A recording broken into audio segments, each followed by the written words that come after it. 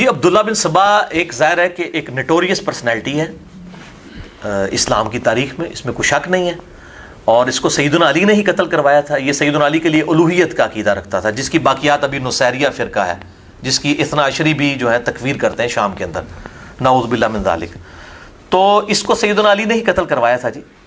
باقی کہنا کہ حضرت عمر رضی اللہ تعالیٰ عنہ علیہ السلام کے قتل میں اس کی سازش تھی یا حضرت عثمان کے قتل میں اس کی سازش تھی، بالکل جھوٹ ہے، بکواس ہے۔ یہ اتنا بڑا جھوٹ ہے بیسیکلی چند لوگوں کی غلطیوں پہ پردہ ڈالنے کے لیے۔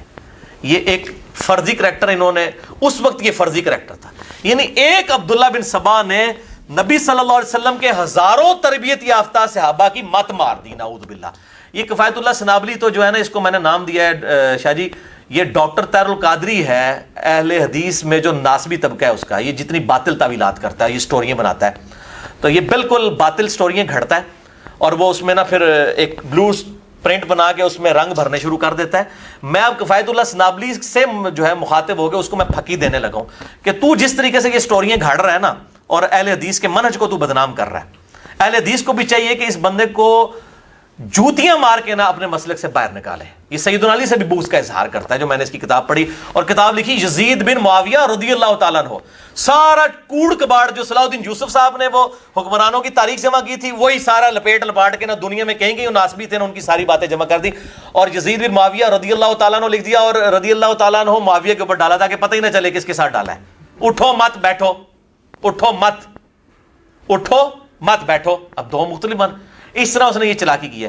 اس کو میں پھکی دیتا ہوں کہ میں تجھے بتا دوں پھر سازش کون سی ہے۔ اب میں بھی یہ فرضی پھکی دینے لگا ہوں، اگر سٹوریاں بنانی ہوں تو میں سٹوری بناتا ہوں۔ بتاؤ صحیح بخاری کے اندر کہ سیدنا عمر فاروق رضی اللہ تعالیٰ عنہ علیہ السلام کا قاتل کون تھا؟ کیوں جی شاہ جی، کون تھا؟ ابو لؤلؤ فیروز۔ ابو لؤلؤ فیروز وہ کس کا غلام تھا؟ مغیرہ بن شعبہ رضی اللہ عنہ۔ ہاں، مغیرہ ابن شعبہ کس کے دستے راست تھے؟ معاویہ بن ابی سفیان کے رضی اللہ عنہم اجمعین۔ میں ان کو کفایت اللہ سنابلی نے سٹوری بنا کے دسنا وہ کیج بن دی ہے، اگر بنانا شروع کر دوں میں جھوٹی، جس طرح یہ بناتا ہے عبداللہ بن سبا کے اوپر کھڑی کرتا ہے۔ میں پھر سٹارٹ لیتا ہوں ادھر سے، ابو لؤلؤ فیروز، اور بخاری میں شاہ جی موجود ہے کہ سیدنا عمر فاروق کو جب اس نے زخم لگایا تو آپ نے کہا کہ اس کتے نے مجھے زخمی کر دیا ہے، ابو لؤلؤ فیروز نے۔ اس نے پہلے حضرت عمر کو دھمکی دی تھی، مغیرہ ابن شعبہ نے نا اس کی آ کے شکایت کی، تو حضرت عمر نے اس کو تھوڑا ڈانٹا، تو اور پھر کہا کہ جی یہ چکی بناتا ہے، اس نے کہا میں عمر ایسی چکی بناؤں گا جس کی گردش جو ہے نا وہ مشرق و مغرب میں سنی جائے گی۔ تو حضرت عمر نے کہا اس نے مجھے جو ہے نا وہ دھمکی دی ہے۔ صحیح مسلم میں آتا ہے کہ حضرت عمر نے ایک خواب بھی دیکھا تھا کہ ایک مرغے نے مجھے ٹھونگ ماری ہے خواب میں، اس کی انہوں نے تعبیر کی کہ مجھے اس طریقے سے قتل کیا جائے گا۔ تو یہ ابو لؤلؤ فیروز نے قتل کیا، اور بخاری میں موجود ہے حضرت عمر نے کہا کہ مغیرہ میں نے تجھے منع کیا تھا کہ یہ پرشیا کے غلام یہاں پہ نہ لے کے آ۔ تو ہم پوچھتے ہیں یہ مغیرہ ابن شعبہ یہ غلام کیوں لے کے آیا جب حضرت عمر نے منع کیا تھا؟ حضرت عمر کی نافرمانی کیوں کی مغیرہ ابن شعبہ رضی اللہ تعالیٰ عنہ نے؟ خلیفۃ المسلمین کی بات کیوں نہیں مانی؟ علیکم بسنتی وسنت الخلفاء الراشدین المہدیین کے تحت، ٹھیک ہے، اور بعد میں پھر پورا آپ کریکٹر دیکھیں۔ اب میں یہ بالفرض سٹوری بلڈ کرنے لگا ہوں صرف الزامی جواب کے طور پر، پھکی کے طور پر، اینٹی وینم کے طور پہ، کہ مغیرہ ابن شعبہ کا غلام تھا یہ جو ہے ابو لؤلؤ فیروز، اور مغیرہ ابن شعبہ جو ہے یہ حضرت معاویہ کے دستے راست تھے۔ ابو داؤد میں موجود ہے، مسند احمد میں موجود ہے، یہ اپنے سامنے حضرت علی پہ گالیاں دلواتے تھے کوفے کی جامع مسجد کے اندر۔ ان حدیث کو شیخ زبیر الزئی اور شیخ البانی، شیخ غلام مصطفیٰ ظہیر، یہ سب کے سب لوگ صحیح مانتے ہیں، ابھی تک صحیح مانتے ہیں، اور وہ حضرت معاویہ کی طرف سے گورنر تھے کوفے کے، ٹھیک ہے جی۔ یہ ساری 12 حدیث میں نے روایتیں جمع کی ہیں مغیرہ ابن شعبہ رضی اللہ تعالیٰ عنہ۔ میں رافضی نہیں ہوں، میں رضی اللہ تعالیٰ عنہ ان کے لیے دعائیہ کلمات ہی کہوں گا۔ تو یہ بعد میں گورنر رہے، اور انہوں نے ہی یزید کی ولی عہدی کا مشورہ کس نے دیا؟ مغیرہ ابن شعبہ نے۔ تو یہ پوری کی پوری جو لسٹ شروع ہوئی ہے آل امیہ کی، تو میں پھر اگر یہ کہوں کہ حضرت عمر فاروق رضی اللہ تعالیٰ عنہ کی شہادت جو ہے بنو امیہ نے کروائی ہے، تو میں تو یہ تو تاریخ سے ثابت کر رہا ہے نا۔ ہم کہتے ہیں عبداللہ بن سبا اتنی بڑی پرسنالٹی تھی کہ بخاری مسلم میں اس کے اوپر پورے پورے چیپٹر ہونے چاہیے تھے، تاکہ یہ امت میں اتنی بڑی جو تفریق ہوئی ہے، یہ نبی صلی اللہ علیہ وسلم امت کو بتا کے نہیں گئے کہ عمر کو بھی یہ قتل کرے گا، عثمان کو بھی یہ قتل کرے گا، نعوذ باللہ من ذالک، اور یہ سارے کا سارا جھوٹ انہوں نے گھڑا۔ عبداللہ بن سبا کی پرسنالٹی ہے، لیکن وہ بات کی آدھا سچ بڑا خطرناک ہوتا ہے، ٹھیک ہے نا جی۔ جیسے وہ من کنت مولا فہذا علی مولا، یہ بات تو سچ ہے. اب اس میں سے کوئی مشکل کشا نکالنا شروع کر دے، وسیع رسول نکالنا شروع کر دے تو غلط بات ہے. آدھی بات ٹھیک ہے. یہ اس قسم کی ان لوگوں نے ہٹ درمی کی. اس طرح سٹوریاں تو ہم بھی بلڈ کر سکتے ہیں کہ حضرت عمر فاروق رضی اللہ. اور میں اس کی سپورٹ میں آپ کو شاہ جی بخاری سے ایک اور حدیث بتاتا ہوں. اتنی خطرناک روایت ہے صحیح بخاری کے اندر، میں نے اپنے کئی لیکچرز میں بیان کی ہے.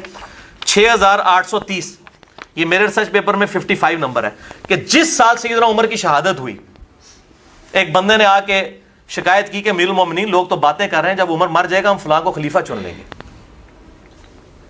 اے فلانا ٹینگا لبو کون ہے جو عمر کی خلافت پہ ڈاکہ مارنا چاہتا تھا؟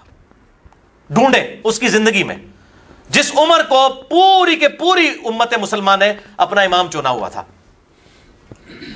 3 براعظموں تک جس کی حکومت پہنچ چکی تھی اور رومن اور پرشین امپائر جنگ یرموک اور قادسیہ میں اس کے ہاتھوں پہ گری. اس کی زندگی میں کون لالچی تھا؟ باتیں ہو رہی تھی نا. میں نمبر بتا دیے صحیح بخاری کا. ٹھیک ہے، یہ میں کوئی سٹوری بک تو نہیں پڑھ رہا، یہ کوئی صلاح الدین یوسف صاحب کی حکمرانوں کی لکھوائی ہوئی یا کفایت اللہ سنابلی کا تو کوڑ کباڑ نہیں میں بیان کر رہا. بخاری 6830. یہ مولوی ذرا پوچھے نا اسے کفایت اللہ سنابلی سے کہ بتا یہ کون ہے جو حضرت عمر کے زمانے میں لالچ رکھتا تھا خلافت کی. میں نہیں کسی پہ فتوا لگاتا، میں تو اب علماء سے پوچھ کے چلنا ہے نا. فاسألوا اہل الذکر ان کنتم لا تعلمون. یہ بتائیں کون ہے جو کہ جب عمر مر جائے گا ہم فلاں کی بیعت کر لیں گے. حضرت عمر کو غصہ ہے، انہوں نے کہا یہ چاہتے ہیں اور چاہتے ہیں مسلمانوں کے مشورے کے بغیر کریں گے یہ کام. یہ اس میں الفاظ ہیں. تو انہوں نے کہا میں تو ادھر ہی خطبہ دوں گا. عبد الرحمن بن عوف نے کہا کہ حضرت ادھر تو اتنی دنیا جمع ہے، پوری دنیا تک بات پہنچے گی. ایک بندے نے چوہا چھوڑا ہے تو اس کو آپ کلیئر کریں. اس وقت اگر انٹرنیٹ کا دور ہوتا تو میں آپ کو دعوے سے کہتا ہوں کہ ویڈیو لنک پہ حضرت عمر کا یہ بیان پوری دنیا پہ نشر ہوتا. اس وقت یہ ضرورت تھی.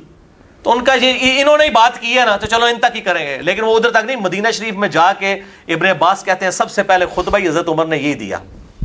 اتنا ان کو قلق تھا. انہوں نے کہا یہ لوگ کہتے ہیں عمر کے مرنے کے بعد یہ کر لیں گے تو اور ساتھ مثال دیتے ہیں انہوں نے کہ جیسے ابو بکر کو بھی تو بغیر مشورے کے چن لیا گیا تھا، وہ سقیفہ بنی ساعدہ والا. وہ تو ایک حالات ویسے بن گئے تھے. مسئلہ 55B میں نے بتایا. تو اس میں حضرت عمر کے الفاظ ہیں کہ ابو بکر کے بعد اب قیامت تک جس شخص کو مسلمانوں کے مشورے کے بغیر چنا گیا نا تو اس کا انجام جو ہے وہ خون ریزی ہوگا. یہ اتنے سخت الفاظ موجود ہیں. انہوں نے کہا ابو بکر کی کوئی مثال نہ دے، وہ ایک ایکسٹرا آرڈنری کیس تھا. اب یہ معاملات تم نے بالکل نہیں کرنا. میں ورڈ بائی ورڈ ان کے الفاظ جو ہے بیان کرتا ہوں.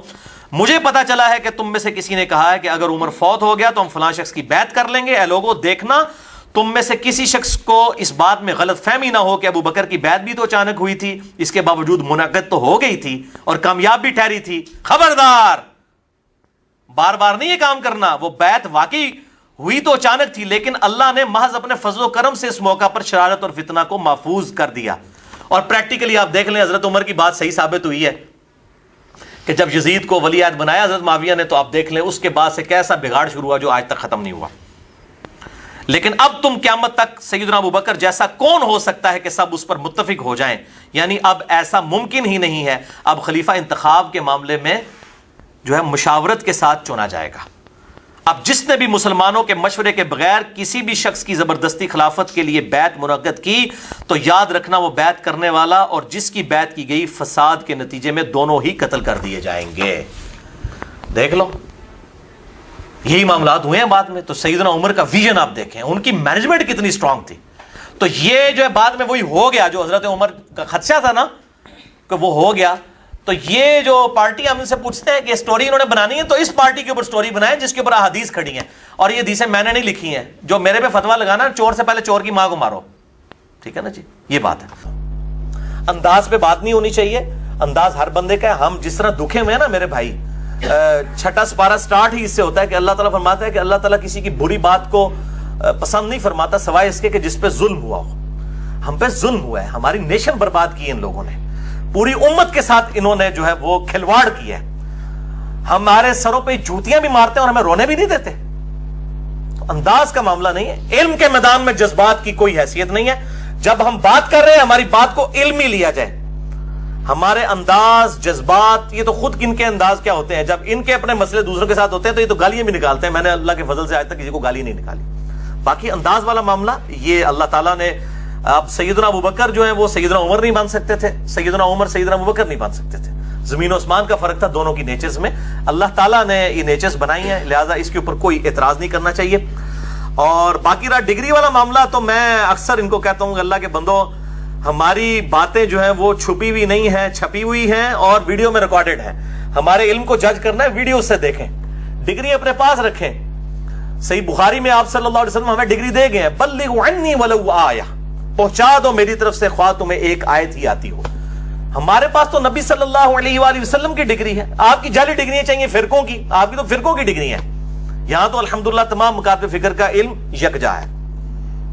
اور دوسری وہی بات جو صحیح بخاری میں 2311 نمبر حدیث ہے, آپ صلی اللہ علیہ وسلم کے ریفرنس ہے, اس کا مفہوم یہ بنتا ہے کہ شیطان نے آیت الکرسی کا وظیفہ انسانی شکل میں آ کے سیدنا ابو ہریرہ کو تعلیم کیا, تو آپ صلی اللہ علیہ وسلم نے فرمایا کہ وہ ہے تو جھوٹا تھا لیکن اس نے بات سچی کی ہے, وہ شیطان تھا. تو شیطان بھی اگر کوئی بات کرے سچی تو یہ نہیں دیکھنا کہ وہ شیطان ہے, نہ اس کا انداز دیکھنا ہے, بلکہ علمی بات ایکسپٹ کر لینی ہے. 2 + 2 4 ہی رہیں گے, چاہے میرے ساتھ کچھ بھی ہو جائے 2 + 2 4 ہی رہیں گے. چاہے میرے مخالفین کچھ نہ کچھ دلائل لیں 2 + 2 4 ہی رہیں گے. اگر کوئی سورج پلٹا دے, چاند کو 2 ٹکڑے کر دے, زمین جو ہے اس کو آسمان پہ لے جائے, آسمان کو زمین پہ لے آئے, اور اس کے مقابلے پہ آپ سے کہ 2 + 2 5 ہوتے ہیں, آپ کہیں نہیں, آپ نے سب کچھ کر کے دکھا دیا لیکن 2 + 2 4 ہی ہے. یونیورسل ٹروتھ ہی رہتا ہے. میں جو کچھ بھی ہوں, میں نے کتاب و سنت سے جو دلائل رکھے ہیں الحمدللہ وہ وہی رہیں گے. میری زندگی میں بھی, میرے مرنے کے بعد بھی, پرانے بزرگ تو مرتے تھے وہ پھر مر ہی جاتے تھے, چند ایک کی کتابیں باقی ہیں, لیکن الحمدللہ اب کوئی مرتا نہیں ہے, ویڈیوز میں ہمیشہ زندہ رہتا ہے. ڈاکٹر اسرار صاحب کو آج بھی میں لگاتا ہوں, لگتا ہے زندہ ہے. 2010 میں فوت ہوئے وہ, 14 اپریل 2010, اور آج دیکھ لیں یہ اپریل کا ہی مہینہ جو ہے وہ ہے, اور آج کیا ہے 29 اپریل 2017, 10 سال ہو چکے, جو ہے 7 سال ہو چکے میں, لیکن لگتا ہے کہ وہ زندہ ہے. ویڈیوز میں تو زندہ ہے. اس طرح الحمدللہ یہ ویڈیوز جو ہے یہ لٹکتی تلوار رہیں گی علماء کرائم کے سر پہ, اور جو اہل حق ہیں وہ انشاءاللہ اس سے فیض ہمیشہ حاصل کرتے رہیں گے انشاءاللہ تعالی. تو یہاں پر میں یہ جذباتی اپروچ کی علمی اصلاح کے لیے امام مالک رحمہ اللہ تعالی کا وہ قول المتوفى 179 ہجری, وہ فرمایا کرتے تھے نبی صلی اللہ علیہ وآلہ وسلم کی مبارک قبر کی طرف اشارہ کر کے کہ اس صاحب قبر صلی اللہ علیہ وآلہ وسلم کے علاوہ روئے ارض پہ کوئی شخص ایسا نہیں ہے جس کی ہر بات مقبول ہو اور کوئی بات مردود نہ ہو سوائے اس صاحب قبر صلی اللہ علیہ وآلہ وسلم کے. ان کے علاوہ جتنے لوگ ہیں اگر ان کی چند باتیں مقبول ہوں گی تو کئی ایک مردود بھی ہوں گی, لیکن آپ صلی اللہ علیہ وآلہ وسلم کی تمام باتیں مقبول ہیں. آپ صلی اللہ علیہ وآلہ وسلم کے ساتھ اختلاف نہیں کیا جا سکتا, آپ کے علاوہ ہر ایک سے کیا جا سکتا. بلکہ امام ابو حنیفہ رحمہ اللہ تعالی المتوفى 150 ہجری, اور امام مالک المتوفى 179 ہجری, امام شافعی المتوفى 204 ہجری, امام احمد بن حنبل المتوفى 241 ہجری, اور باقی ائمہ سے بھی یہ تواتر کے ساتھ اقوال ان کے نقل کیے گئے ہیں کہ وہ کہتے ہیں ہماری کوئی بات بھی کتاب اللہ, سنت اور اجماع امت کے خلاف ہو اسے دیوار پہ مار دو اور کتاب اللہ اور سنت کو جو ہے وہ اختیار کرو. بلکہ یہ اختلاف جو ہے وہ ان ائمہ سے تو چھوٹی چیز ہے, ایون صحابہ کے ساتھ اختلاف رائے ہو سکتا ہے اجماع کے علاوہ. اجماع والا معاملہ الگ جس پہ اجماع ہو چکا ہے, جس طرح کہ صحیح بخاری میں آتا ہے, میں نے وہ جو اپنا ریسرچ پیپر ہے واقعہ کربلا کا حقیقی پس منظر 72 صحیح الاسناد احادیث کی روشنی میں, جس میں 200 روایتیں جمع کی ہیں, ریسرچ پیپر نمبر 5B ہے, اہل سنت پاک.com ہماری ویب سائٹ پہ PDF موجود ہے. اس میں نے سیدنا عثمان غنی رضی اللہ تعالیٰ عنہ علیہ السلام کی شہادت کی جو وجوہات تھی ان میں ایک روایت یہ بھی نقل کی ہے صحیح بخاری صحیح مسلم دونوں سے کہ سیدنا عثمان نے اپنے دور میں حج تمتع پہ پابندی لگا دی تھی, حالانکہ وہ سنت ہے اور قیامت تک کے لیے باقی ہے. مولا علی رضی اللہ تعالیٰ عنہ علیہ السلام نے ان کی مخالفت کی اور انہوں نے کہا میں کسی شخص کی وجہ سے رسول اللہ کی سنت کو نہیں چھوڑ سکتا, خواہ وہ امیر المومنین آپ ہی کیوں نہ ہو. تو صحابہ کرام تو سنت کی بنیاد پہ امیر المومنین سے اختلاف, انہوں نے بھی آگے سے حضرت عثمان نے نہیں کہا کہ میں خلیفہ راشد ہوں, میری اطاعت تم پہ واجب ہے. بھائی دلائل کے ساتھ دیکھا جائے گا. پھر جامع ترمذی میں آتا ہے عبداللہ ابن عمر رضی اللہ تعالیٰ عنہ نے حج تمتع کے مسئلے میں حضرت عمر فاروق جو ان کے والد تھے ان کی مخالفت کی, اور شخص نے آگے جب پوچھا تو انہوں نے کہا بتاؤ جب نبی صلی اللہ علیہ وسلم کسی چیز کا حکم دیں اور میرا باپ اس سے منع کرے تو میرے باپ کی بات مانی جائے گی یا نبی صلی اللہ علیہ وسلم کی, حالانکہ وہ بھی خلیفہ راشد تھے. تو یہ بات آپ سمجھیں کہ صحابہ کرام دلائل کی روشنی میں خلفائے راشدین سے بھی اختلاف کر لیتے تھے، جن کے بارے میں وہ سراتن حدیث ہے، علیکم بسنتی و سنت الخلفاء الراشدین المہدیین، تم پر میری سنت اور میرے خلفائے راشدین ہدایت یافتہ کی سنت لازم ہے۔ باقی کس بات کی مولی ہیں؟ کوئی بڑے سے بڑا بزرگ ہو، بڑے سے بڑا امام ہو، وہ کس بات کی مولی ہے؟ اور اسی وجہ سے یہ ہمارے علماء جو ہیں وہ ناراض ہوتے ہیں اور گالم گلوچ تک کرتے ہیں، اور مجھے بڑی خوشی ہوتی ہے کہ میں اکثر کہتا ہوں کہ وہ ایک اردو میں محاورہ بولا جاتا ہے کہ جو بیوقوف دوست ہے نا، اس سے عقل مند دشمن بہتر ہوتا ہے۔ بیوقوف دوست سے عقل مند دشمن بہتر ہوتا ہے، اور میرے کیس میں یہ محاورہ اگلا ورژن ہے کہ میرے بیوقوف دوست، میرے جو بیوقوف دشمن ہیں وہ میرے عقل مند دشمنوں سے بھی بہتر ہیں۔ یہ جتنی بیوقوفیاں کرتے ہیں لوگوں تک حق بات پہنچتی ہے، لوگ قبول کرتے ہیں الحمدللہ۔ اور میں نے اپنے والد سے 8 اناؤنسمنٹس ریکارڈ کروا دی ہوئی ہیں بہت عرصہ پہلے، آپ لکھ دیں 8 announcements of engineer Muhammad Ali Mirza, YouTube پہ کھل جائیں گی، کہ میں صرف اپنی ویڈیوز کو آن کرتا ہوں، چونکہ اب میرا کوئی سٹیٹس عام لوگوں والا نہیں ہے، میں یہ باتیں کیوں کر رہا ہوں، یہ کہ میں اپنی مشہوری نہیں کر رہا ہوں، ظاہر ہے کہ میرے اوپر اب ایک پوری ڈاکٹرائنز کھڑی ہوں گی، بعد میں پی ایچ ڈیز ہوں گی، اور لوگ جو ہے بڑھا چڑھا کے پیش کریں گے، نعوذ باللہ، اللہ نہ کرے کہ مجھے بھی کوئی بت بنا لیا جائے، مجھ سے بھی علمی اختلاف رکھیں، لیکن میں صرف اپنی ویڈیوز کو آن کرتا ہوں۔ میری طرف سے کوئی میرا چاہنے والا کسی کو گالی گلوچ کر دے، کوئی کامنٹس کر دے، میرے فیس بک جو بھائیوں نے بنایا ہوا ہے میرے نام کے اوپر، اس پہ کوئی پوسٹ آ جائے، کوئی واٹس ایپ پہ میسج، میں کسی کو آن نہیں کرتا سوائے اپنی ویڈیو کے جو میں نے خود ریکارڈ کروائی ہے، میں کسی چیز کو آن نہیں کرتا۔ میں دوبارہ یہ ببانگے دوہل بات کر رہا ہوں تاکہ میرے گاٹے کوئی بندہ گل نہ فٹ کر دے بعد اس کے جی جناب تھوڑے شیئر ہوئی سی، میری کوئی ذمہ داری نہیں ہے، میں بالکل کلیئر کر دوں۔ اور ویڈیوز بھی پوری ویڈیوز ٹکڑے کاٹ کے اپنا لقمہ ان کے منہ میں ڈالنا نہیں، پوری بات شروع ہوتی ہے ختم ہوتی ہے، پورے کانٹیکسٹ میں جو بات ہوگی میں اس کو آن کروں گا الحمدللہ۔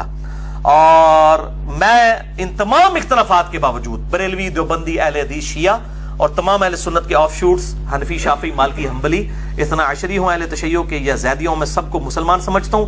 ان کے علماء اپنے علاوہ سب کو کافر سمجھتے ہیں۔ جب آپ کسی کو گستاخ رسول اور مشرک کہہ رہے ہیں تو کیا کہہ رہے ہیں؟ کافر کہہ رہے ہیں نا۔ ان کے علماء اختلاف کر کے دین سے ہی نکال دیتے ہیں اگلے کو، میں الحمدللہ اختلاف کرنے کے باوجود دین میں ہی رکھتا ہوں، سوائے قادیانیوں کے جس پہ اجماع امت ہوا ہے، ان کے علاوہ میں تمام مکاتب فکر کو الحمدللہ مسلمان سمجھتا ہوں۔ اور یہ جو میرے بارے میں پروپیگنڈا کر رہے ہیں، سنیوں کی طرف سے پروپیگنڈا یہ ہو رہا ہے کہ اس سے ایران سے کوئی ریال آتے ہیں۔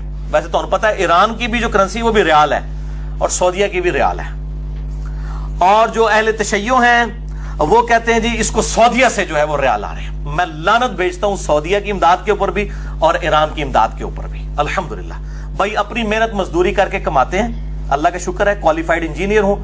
آج کی ڈیٹ 29 اپریل 2017، اس وقت بھی الحمدللہ میری کوئی ٹیک ہوم سیلری جو ہے تقریباً 1.5 لاکھ پاکستانی کے قریب ہے، $1,500 آپ سمجھ لیں امریکن، الحمدللہ۔ اور سرکاری ایک محکمے میں جاب کرتا ہوں، 19 گریڈ کا آفیسر ہوں۔ میں کسی سے کوئی چندہ لے کے یہ دین کا کام نہیں کر رہا ہوں کہ میں جناب یہ ویڈیوز ریکارڈ کرنے کے پیسے لیتا ہوں اور میری روٹی روزی دین سے۔ حالانکہ میرے گھر تک ایسے لوگ آئے ہیں جنہوں نے کہا لائف ٹائم خرچہ آپ کا اٹھاتے ہیں، آپ نوکری چھوڑتے ہیں۔ میں نے کہا یہ کام میں نے نہیں کرنا، پھر میرے اور مولویوں میں کیا فرق رہ جائے گا؟ تو اس لیے میں آج وہ اناؤنسمنٹ اپنی ریپیٹ کر رہا ہوں کہ میرے بھائیو الحمدللہ میری روٹی دین کے ساتھ نہیں جڑی ہوئی، اور میں اپنی ذات کی خاطر دین سے 1 روپیہ کمانے کو بھی حرام سمجھتا ہوں، کسی پہ فتویٰ نہیں لگا رہا، اور نہ میں یہ کہہ رہا ہوں کہ سورس آف انکم دین کو نہیں بنایا جا سکتا، بنا سکتے ہیں لیکن سبسسٹنس لیول کے اوپر۔ یہ بڑی بڑی عمارتیں اور یہ ٹشکرے قسم کے باڈی گارڈ بھرتی کرنا اور بڑی بڑی گاڑیاں، اس کی نہیں، سبسسٹنس لیول جس طرح ڈاکٹر سراج صاحب نے کیا۔ میں اپنی ذات کی خاطر دین سے 1 روپیہ کمانے کو بھی حرام سمجھتا ہوں۔ یہی وجہ ہے کہ میں نے فرقہ واریت کو 3 طلاقیں دے کر اور 4 تکبیریں پڑھ کر ہمیشہ کے لیے دفنا دیا ہے، کیونکہ جس کی روٹی دین کے ساتھ جڑ جائے وہ کبھی بھی آپ کو حق بات نہیں کرے گا، الا ماشاء اللہ، الا ماشاء اللہ۔ کبھی حق بات اس کو فوراً فکر پڑ جائے گی کہ ظاہر مسجد و فرقوں کی ہیں، اگر وہ اس فرقے کے خلاف بات کرے گا مسجد کمیٹی اس کو فارغ کر دے گی، اس کے بال بچوں کا خرچہ کون اٹھائے گا؟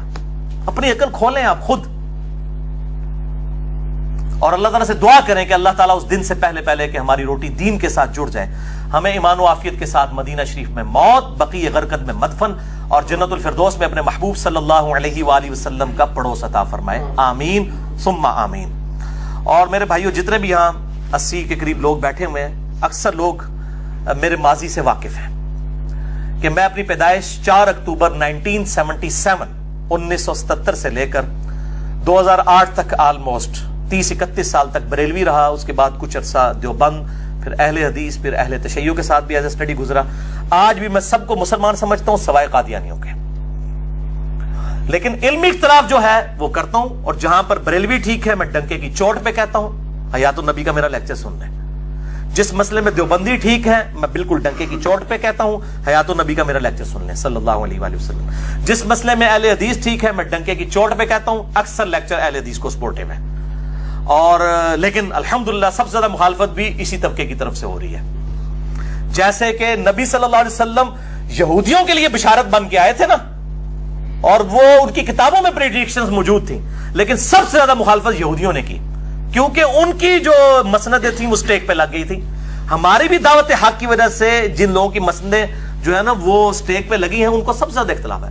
لیکن الحمدللہ یہ بات بھی میں بانگ دہل کہتا ہوں کہ اہل حدیث جو عوام ہے, چونکہ وہ اہل حدیث فرقے کی عوام ہی نہیں تھی, کوئی بریلوی سے گیا ہوا تھا, کوئی دیوبندی سے, کوئی اہل تشیع سے, وہ الحمدللہ سب کی سب میری پشت پہ کھڑی ہے الحمدللہ. اور بریلوی بھی, دیوبندی بھی, اہل تشیع میں بھی کئی لوگ ہیں عوام الناس میں جو حق بات الحمدللہ قبول کرتے ہیں. اور میں سب سے محبت کرتا ہوں, علمی اختلاف رکھتا ہوں جہاں پہ اختلاف ہے. اسی طریقے سے اہل تشیع کا جو مقدمہ بالکل صحیح ہے, جتنا میں اتنا مانتا ہوں. میرا مسئلہ نمبر 96 آپ دیکھ لیں, عظمت صحابہ, رد المنافقین اور سنی شیعہ کے اختلاف کا تحقیقی جائزہ. اور جہاں پہ مجھے اختلاف ہے ڈنکے کی چوٹ میں کرتا ہوں. بھئی ہمیں کوئی سعودیہ سے یا ایران سے ریال لینے اور ان ملکوں کا ایجنڈا ملک پاکستان میں لانچ کرنا ہے, اور یہاں پہ جو ہے وہ گھر گھر میں قتل و غارت کروانا ہے. بھئی ہم تو علمی اپروچ کے ساتھ چل رہے ہیں, جذباتی اپروچ کے ساتھ نہیں. اللہ تعالیٰ سے دعا ہے جو حق بات میں نے کہی اللہ تعالیٰ ہمارے دلوں میں راسخ فرمائے. اگر جذبات میں میرے منہ سے کوئی غلط بات نکل گئی اللہ تعالیٰ ہمارے دلوں سے ہی معاف کرتے ہیں. ہمیں کتاب و سنت کی تعلیمات پر عمل کر کے دوسرے بھائیوں تک پہنچانے کی توفیق عطا فرمائے. سبحانک اللہم و بحمدک, اشہد ان لا الہ الا انت, استغفرک و اتوب الیک, وما علینا الا البلاغ المبین. جزاکم اللہ خیرا.